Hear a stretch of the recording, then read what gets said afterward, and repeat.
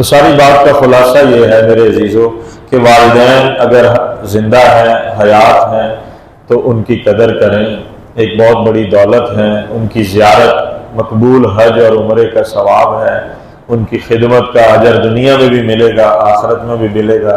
ان کی ناقدری نہ کریں، ان کو جھڑکیں مت، ان سے نوکروں خادموں والے کام نہ لیں کہ بیل بجے پانی والا آیا ہے تو باپ اٹھ کے جو ہے وہ پانی لے، اور کوڑے والا آیا ہے تو باپ لے، گھر میں جو ہے وہ ماں جھاڑو دے رہی ہے یا ایسے کام کر رہی ہے، جوان بچے بیٹھے ہیں، تو ایسے نہیں ہونا چاہیے۔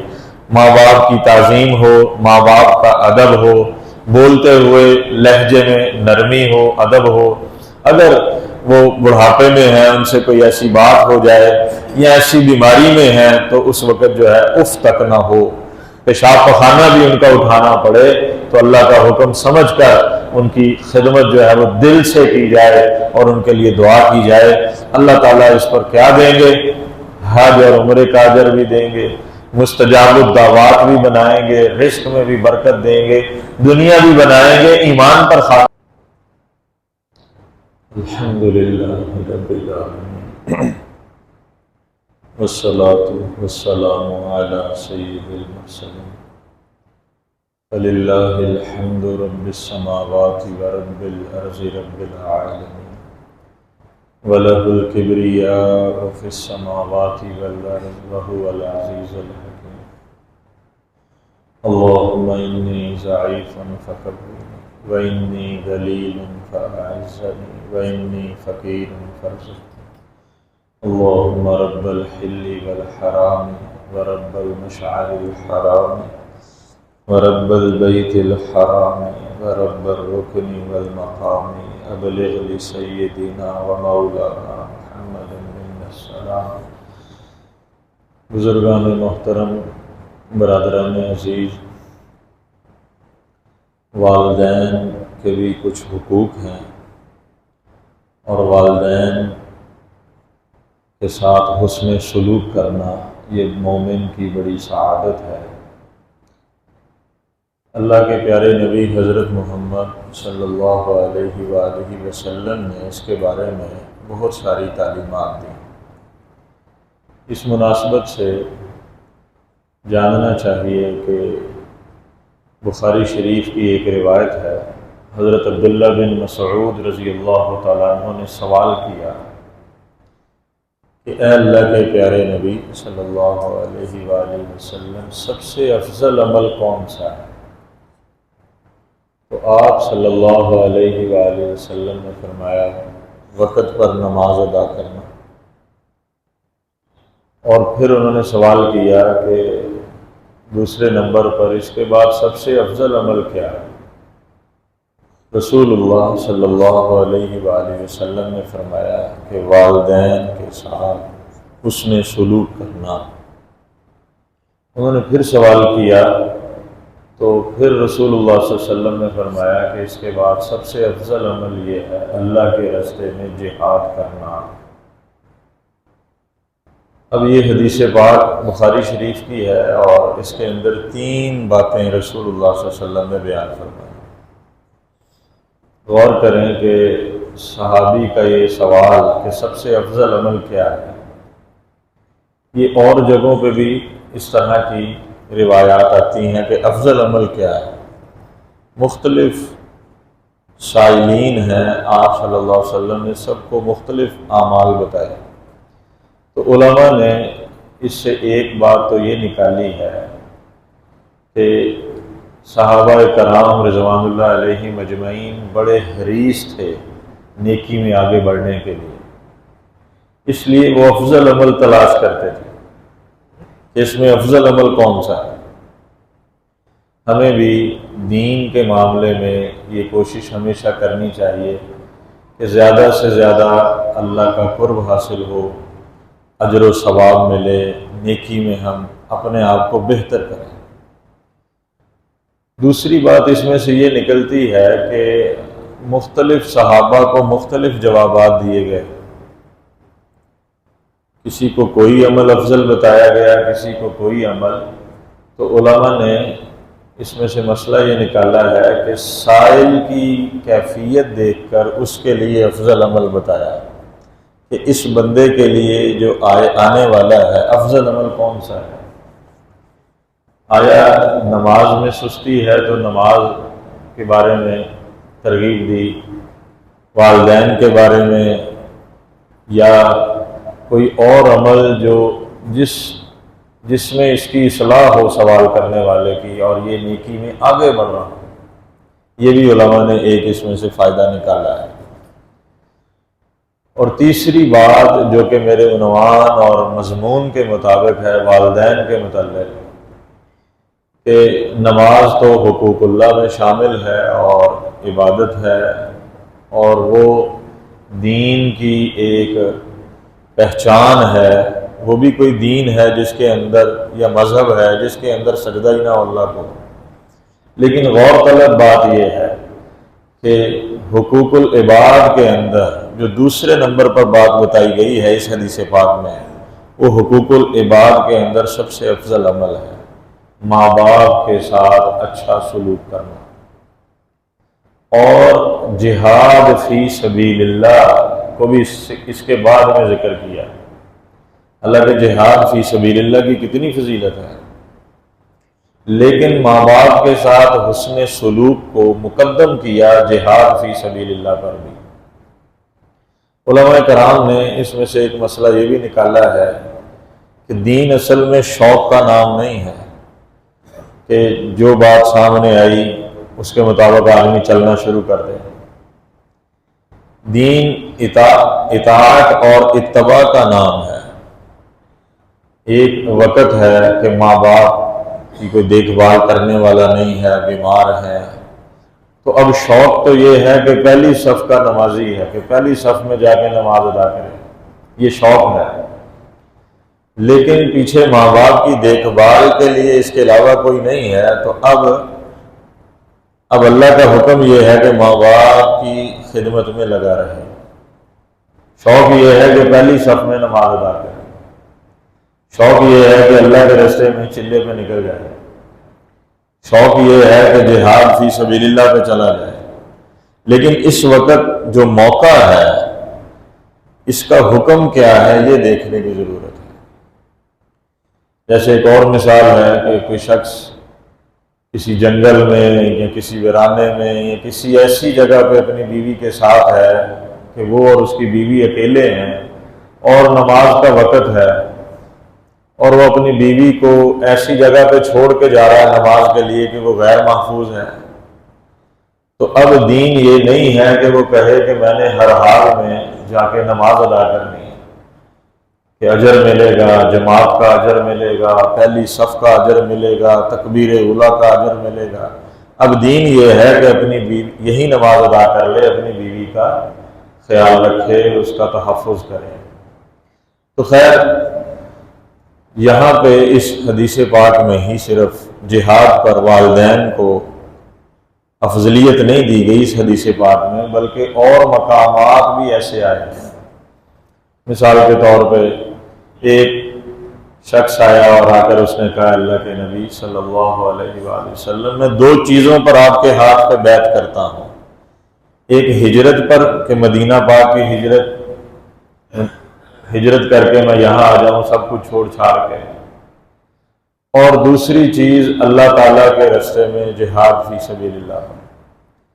تو آپ صلی اللہ علیہ وآلہ وسلم نے ان سے پوچھا کیا تمہارے ماں باپ ہیں؟ تو اس نے کہا کہ ہاں دونوں زندہ ہیں۔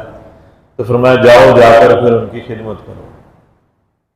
ایک اور خاص جہاد کے موقع پہ ایک شخص آیا اور اس نے آ کر یہ بتایا فخر کے ساتھ کہ میں اپنے ماں باپ کو روتا ہوا چھوڑ کر آیا ہوں، یعنی اللہ کے راستے میں جہاد کے لیے۔ تو آپ صلی اللہ علیہ وآلہ وسلم نے عین اس موقع پر اس کو واپس بھیج دیا اور کہا کہ جاؤ جس طرح تم روتا چھوڑ کر آئے ہو ویسے ہی اپنے ماں باپ کو جا کر ہنساؤ۔ اب اندازہ کریں تو پتہ چلا کہ دین اصل میں اتباع کا نام ہے۔ احادیث کو ہم لوگ جب پڑھتے ہیں نا تو ایک یہ ہے کہ ہر حدیث پہ اپنی مرضی سے عمل کر لینا، اور ایک یہ ہے کہ دوسری احادیث بھی سامنے ہو اور ساری احادیث کا نتیجہ ہو، جیسے کہ علماء اور فقہا کرتے ہیں۔ یہی وجہ ہے کہ ہم دین سیکھنے میں اور دین پہ چلنے میں علماء کے محتاج ہیں، ورنہ ہر بندہ اپنی عقل کے ساتھ دین پہ چلتا رہے، کون سا عمل کس موقع پر افضل ہے اور کون سا کام جو ہے وہ جائز ہے، کون سا فرض ہے، کون سا واجب ہے، کون سا حکم استحباب پر ہے کہ کر لیا تو ثواب ہے، نہ کیا تو گناہ کوئی نہیں، اور کون سا حکم واجب ہے، یہ ساری چیزیں علماء بتائیں گے، فقہا بتائیں گے۔ تو بہرحال والدین کے ساتھ حسن سلوک کی رسول اللہ صلی اللہ علیہ وسلم نے اور قرآن پاک میں اللہ تعالیٰ نے بہت زیادہ تعلیمات دی ہیں۔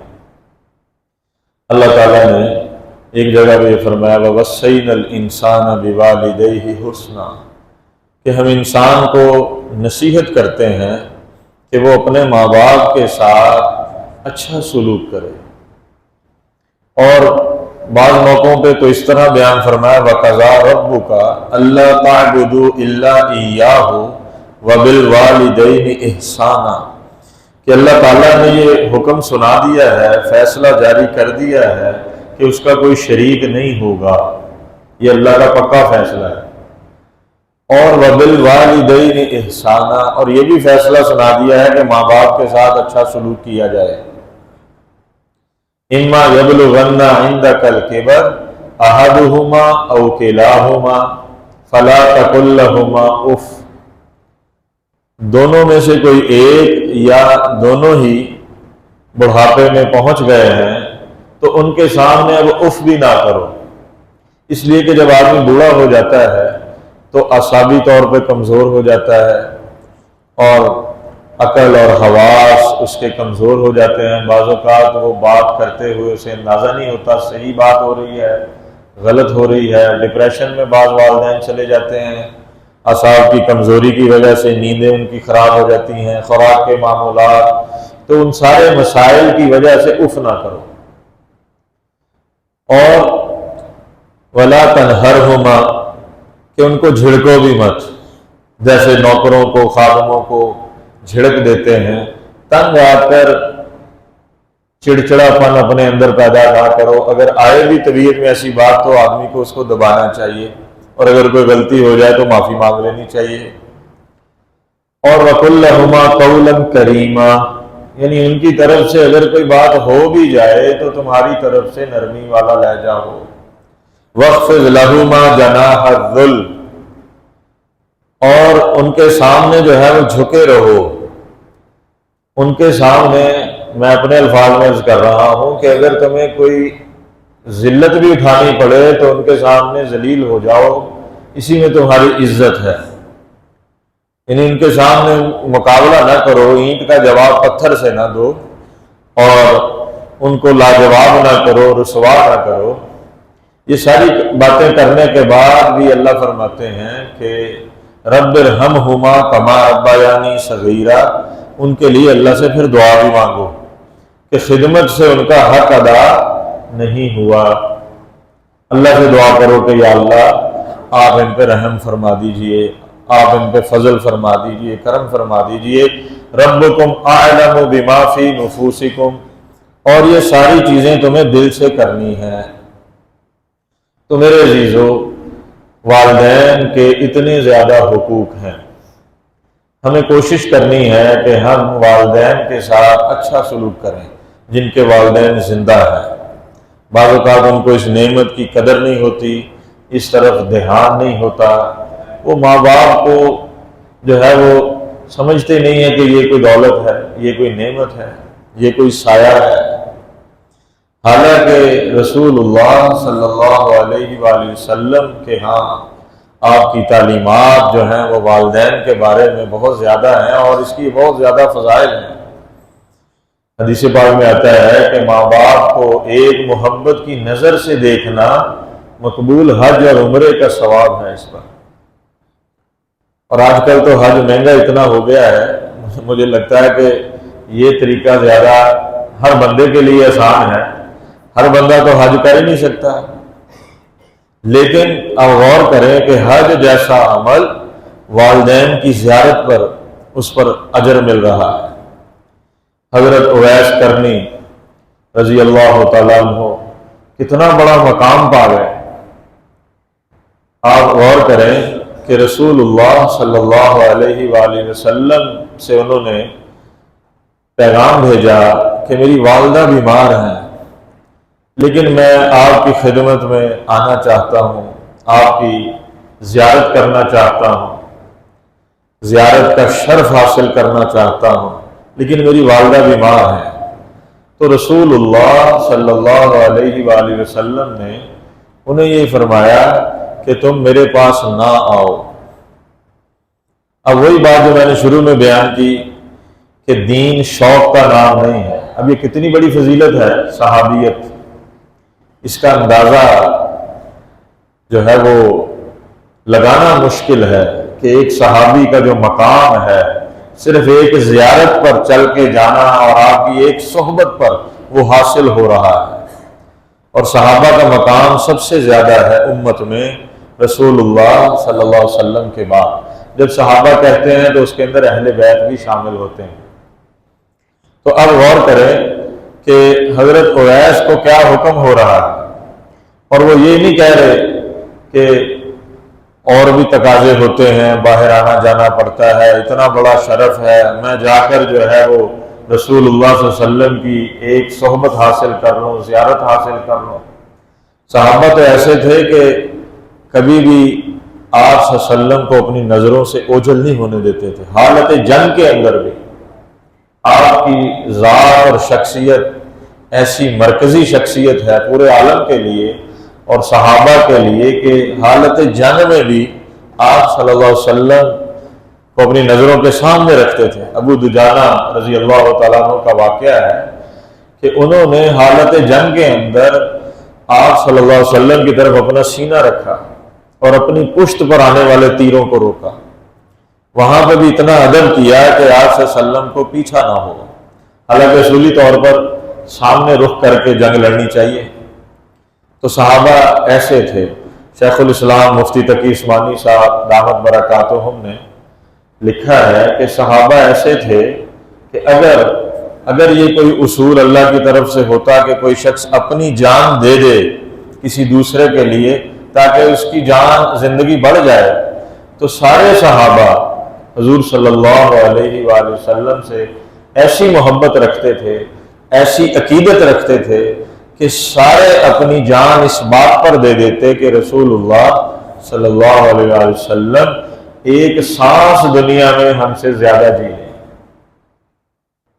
یعنی اتنی عقیدت اور اتنی محبت۔ تو آپ اندازہ کریں کہ حضرت اویس کرنی جو ہے وہ رسول اللہ صلی اللہ علیہ وسلم کی اتباع کر رہے ہیں۔ اس سے ایک بات یہ ملی کہ اتباع ہی دین ہے، اصل میں شوق کا نام دین نہیں ہے۔ اس پر انہیں کیا مقام ملا؟ اس پر رسول اللہ صلی اللہ علیہ وآلہ وسلم نے حضرت عمر رضی اللہ تعالیٰ عنہ سے فرمایا کہ ایک شخص جس کا نام اویس ہوگا، کرن سے وہ آئے گا، یمن کا یہ علاقہ ہے، ایسے ایسے اس کا حلیہ ہوگا، جب کبھی وہ آئے تم اس سے اپنے لیے دعا کروانا۔ حضرت عمر رضی اللہ تعالیٰ عنہ جیسے جلیل القدر صحابی کو رسول اللہ صلی اللہ علیہ وسلم یہ فرما رہے ہیں۔ تو حضرت عمر جو ہے اس بات پر جو ہے وہ انہوں نے کئی دفعہ جب کوئی قافلہ آتا تو وہ پتہ کرواتے، اور پھر جب حضرت اویس آئے کسی زمانے میں تو جب حضرت عمر ان سے ملنے کے لیے گئے اور جا کر جو ہے ملاقات ہوئی تو حضرت اویس نے پوچھا کہ آپ مجھ جیسے معمولی آدمی سے ملنے کے لیے کیسے آئے؟ تو حضرت عمر نے فرمایا کہ رسول اللہ صلی اللہ علیہ وسلم نے فرمایا تھا کہ اس طرح کا شخص، اس نام کا شخص آئے گا، تم اس سے دعا اپنے لیے کروانا، اللہ اس کی دعا قبول فرماتے ہیں۔ یعنی ماں باپ کی خدمت جو ہے وہ آدمی کو مستجاب الدعوات بنا دیتی ہے۔ تو اس لیے میرے عزیزو، ماں باپ کے بہت زیادہ حقوق ہیں۔ ایک حدیث پاک میں آتا ہے کہ ایک صحابی نے پوچھا کہ اے میرے پیارے نبی صلی اللہ علیہ وآلہ وسلم، مجھے بتائیے کہ سب سے زیادہ حقوق العباد میں میرے حسن سلوک کا مستحق کون ہے؟ تو رسول اللہ صلی اللہ علیہ وآلہ وسلم نے فرمایا کہ تیری ماں تیرے حسن سلوک کی سب سے زیادہ مستحق ہے۔ پھر انہوں نے دوبارہ یہ سوال کیا، پھر دوبارہ سوال کیا، پھر دوبارہ سوال کیا۔ وہ اس بات کو کرید رہے تھے کہ اس میں سے کوئی اور کچھ اور نکلے۔ تو آپ صلی اللہ علیہ وسلم نے چوتھی دفعہ یہ فرمایا کہ تمہارا باپ۔ پہلے 3 دفعہ ماں کا نام لیا۔ علماء کرام نے اس میں سے مسئلہ یہ نکالا ہے، ابن حجر رحمۃ اللہ علیہ نے، کہ ماں کا حق خدمت کے اعتبار سے زیادہ ہے۔ اگر آدمی نے تحائف دینے ہوں، کوئی جو ہے وہ کسی طرح کی خدمت کرنی ہو، تو اس میں 3 گنا ماں کا حق ہے اور 1/4 حق باپ کا ہے۔ لیکن اگر تعظیم کا معاملہ دیکھا جائے، ادب کا معاملہ دیکھا جائے، تو باپ کا حق ماں سے زیادہ ہے۔ تعظیم اور ادب کے اندر باپ کا حق یہ ہے کہ باپ اگر بیٹھا ہو تو اس کی طرف پاؤں بھی نہ کیا جائے، یہ باپ کا ادب ہے۔ اور اسی طرح اگر اللہ تعالیٰ نے کاروبار دیا ہے یا اس قابل کر دیا ہے کہ اب آدمی خود کماتا ہے، تو میرے عزیزو اس کے اندر بھی ماں باپ کا حق جو ہے وہ پہلے ہے کہ آدمی ان پر خرچ کرے۔ ہوتا تو مال بندے کا ہے، اس کی ملکیت ہے کہ اس کا اپنا کام ہے۔ بیٹا اگر باپ کے ساتھ کاروبار میں شریک بھی ہے تو بھی دیکھا جائے گا کہ وہ باپ کا معاون ہے یا پارٹنر ہے۔ یہ حیثیت بھی واضح اپنی زندگی میں کرنی چاہیے۔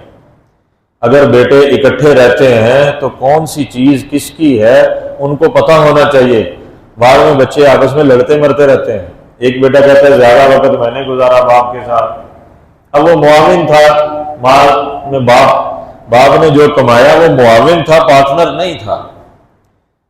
تو اس لیے کس کی کیا حیثیت ہے اس کا تعین کر دینا چاہیے۔ لیکن ویسے جس نے جو کمایا ہے وہ اسی کا ہے۔ لیکن اب اللہ فرما رہے ہیں کہ خرچ کیسے کرنا ہے۔ ما انفقتم من خیر فللوالدین والاقربین والیتامی والمساکین وابن السبیل، کہ جب تم خرچ کرو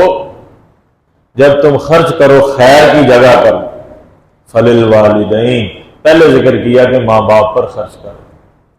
اب بچوں کو اس بات کا خیال رکھنا چاہیے کہ وہ ماں باپ جن سے ساری زندگی آدمی مانگتا رہا ہے ان کو مانگنا نہ پڑے کہ بیٹا میں نے جوتے لینے ہیں، میں نے کپڑے لینے ہیں، یا میں نے دوائی لینی ہے۔ یہ خود خیال ہونا چاہیے کہ باپ کی جیب میں ہر وقت پیسے ہونے چاہیے، کہ ساری زندگی وہ دینے کا عادی ہے اپنے بچوں کو، مانگنے کا عادی نہیں ہے۔ اور وہ جھجکتا رہے گا، شرماتا رہے گا کہ بھئی کہیں میں مانگ لوں اور یہ انکار کر دے تو وہ صورت جو ہے وہ بہت خطرناک ہوتی ہے، دل ٹوٹ جاتا ہے بندے کا۔ کوشش کریں اپنی حیثیت کے مطابق کچھ حصہ اس میں سے، تاکہ ان کی جیب میں پیسے رہیں اور ان کی ضروریات جو ہیں وہ پوری ہوتی رہیں۔ اسی طرح ماں ہے، باپ ہے، ان پر اپنا مال خرچ کرے۔ اور پھر اقربین کے اندر جو ہے وہ بیوی ہے، اس کا حق مہر تو ہے، نان نفقہ تو ہے، وہ تو ذمہ داری ہے، اس کے علاوہ جیب خرچ بھی اس کا ہونا چاہیے، اس کی بھی کوئی ضروریات ہیں، اس کے علاوہ بھی اس کو دینا چاہیے خیر میں سے، مال میں سے۔ پھر ایسے ہی رشتہ دار ہیں، یتامہ ہیں، مساکین ہیں، مسافر ہیں، تو اللہ کے دیے ہوئے مال میں سے ان پر خرچ کرنا چاہیے۔ ہاں وَإِن جَاهَدَاكَ عَلَىٰ أَن تُشْرِكَ بِي مَا لَيْسَ لَكَ بِهِ عِلْمٌ فَلَا تُطِعْهُمَا وَصَاحِبْهُمَا فِي الدُّنْيَا مَعْرُوفًا۔ ماں باپ اگر مشرک ہیں اور کافر ہیں تو ان کی اتباع نہیں ہے، کہ بھئی ان کی اطاعت نہیں ہے کفر میں، شرک میں یا اللہ کی نافرمانی میں۔ کافر مشرک ہیں پھر بھی ان کے ساتھ حسن سلوک کرنے کا حکم ہے۔ اب ایک سوال یہ بھی پیدا ہوتا ہے کہ اگر ماں باپ دنیا میں اب نہیں رہے تو اب کیا کرنا چاہیے؟ ان کے حقوق کے اندر کمیاں رہ گئیں، حق تو ادا ہو نہیں سکا، تو اس کا بھی شریعت نے طریقہ نکالا ہے، اور وہ یہ ہے، ایک تو ان کے لیے ایصال ثواب کیا جائے، یعنی استغفار کی جائے، صدقہ کیا جائے، کسی خیر کے کام میں اللہ کے راستے میں خرچ کر دیا جائے، کوئی بھی نیک عمل کیا جائے، اس کا ایصال کیا جائے۔ اور دوسری چیز ماں باپ کے جو رشتہ دار ہیں، دوست احباب ہیں، جن کے ساتھ ماں باپ کا اٹھنا بیٹھنا تھا یا دوستی تھی یا رشتہ داری تھی، ان کے ساتھ اسی نسبت کے ساتھ حسن سلوک کیا جائے کہ ماں باپ کے مرنے کے بعد ماں باپ کے ساتھ جنہوں نے تعلق نبھایا، جن کا تعلق رہا، ان کے ساتھ آدمی اپنا تعلق جو ہے وہ ماں باپ کی نسبت کے ساتھ قائم رکھے۔ یہ ایک طریقہ علماء نے نکالا ہے شریعت کے اندر سے۔ تو ساری بات کا خلاصہ یہ ہے میرے عزیزو کہ والدین اگر زندہ ہیں، حیات ہیں، تو ان کی قدر کریں، ایک بہت بڑی دولت ہے، ان کی زیارت مقبول حج اور عمرے کا ثواب ہے، ان کی خدمت کا اجر دنیا میں بھی ملے گا، آخرت میں بھی ملے گا۔ ان کی ناقدری نہ کریں، ان کو جھڑکیں مت، ان سے نوکروں خادموں والے کام نہ لیں کہ بیل بجے پانی والا آیا ہے تو باپ اٹھ کے جو ہے وہ پانی لے، اور کوڑے والا آیا ہے تو باپ لے، گھر میں جو ہے وہ ماں جھاڑو دے رہی ہے یا ایسے کام کر رہی ہے، جوان بچے بیٹھے ہیں، تو ایسے نہیں ہونا چاہیے۔ ماں باپ کی تعظیم ہو، ماں باپ کا ادب ہو، بولتے ہوئے لہجے میں نرمی ہو، ادب ہو۔ اگر وہ بڑھاپے میں ہیں، ان سے کوئی ایسی بات ہو جائے یا ایسی بیماری میں ہیں تو اس وقت جو ہے اف تک نہ ہو، پیشاب پخانہ بھی ان کا اٹھانا پڑے تو اللہ کا حکم سمجھ کر ان کی خدمت جو ہے وہ دل سے کی جائے اور ان کے لیے دعا کی جائے۔ اللہ تعالیٰ اس پر کیا دیں گے؟ حج اور عمرے کا اجر بھی دیں گے، مستجاب الدعوات بھی بنائیں گے، رزق میں بھی برکت دیں گے، دنیا بھی بنائیں گے، ایمان پر خاتمہ بھی فرمائیں گے۔ اللہ مجھے اور آپ کو کہنے سننے سے زیادہ عمل کی توفیق عطا فرمائے۔